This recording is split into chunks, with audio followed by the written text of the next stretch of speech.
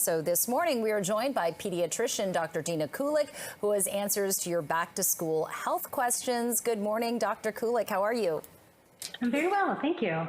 Maybe we can start with just talking about what parents can do, the basics, because it's been a long, chaotic summer for some people, and we might not remember all the kind of health and safety protocols we should ensure, before sending our kids back to classrooms. Of course. So as we go back into classes, we're going to be in closer quarters, of course, with one another. So we do want to make sure that we are, staying away from sick people if that's possible, staying home if you're sick, washing your hands well, multiple times per day, before and after using the washroom, before and after eating our food, coming in from recess. So hand hygiene remains very, very important.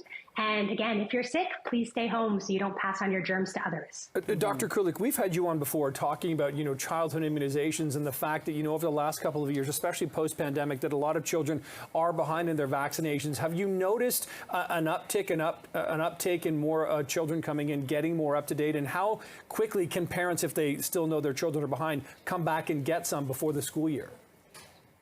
I definitely recommend that everyone touch base with their healthcare provider and review your child and their specific needs for vaccines and what they've had in the past, because you're right, during COVID, many families avoided the doctor for good reason in some ways, and they may have missed some of the important vaccines that could help protect them from vaccine preventable illnesses like pertussis, whooping cough, which is on the rise, and measles, which is on the rise.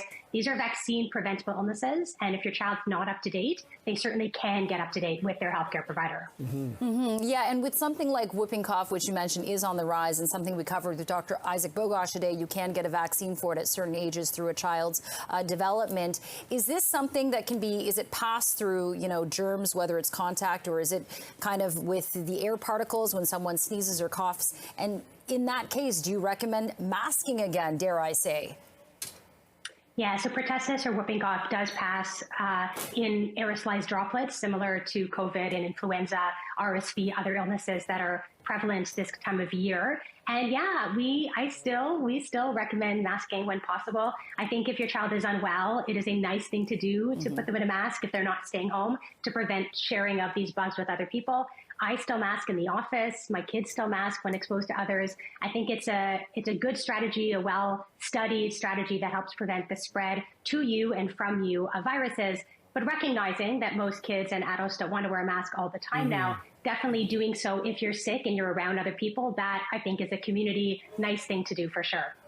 And doctor, when it comes to, boosting immunity, whether I suppose you're a teacher going back to school or children going back to school, are there certain supplements, vitamins, or sort of foods even that, children and teachers can be taking to try to make sure they're going in there with kind of the best defenses already in place, as it were? This is a very common question. I get asked this often. Unfortunately, there's really no studies showing that particular supplements are preventative against illness. As long as a child as an adult eat a variety of things, we say eat the rainbow, making sure we're getting fruits and vegetables and proteins and calcium, save for vitamin D. Vitamin D is something that many Canadians don't get enough of, because we have winter, we have toques, and we have jackets, and we're covering our skin with sunscreen and rash guards and hats, all these important things to prevent sun exposure. However, we miss out on that very important vitamin D. So every person in Canada should get a supplement of vitamin D every single day. But other than that, there's no consistent studies that show that supplementing with zinc or vitamin C or other things will actually prevent illness at all. All right. Well, this is all good to know as kids get ready to head back to school. Depending on your board, it's either 1 week from today or likely 1 week from tomorrow. Dr. Dina Kulik from Kid Crew, thanks for the time this morning. Appreciate it as always. Thank you, doctor.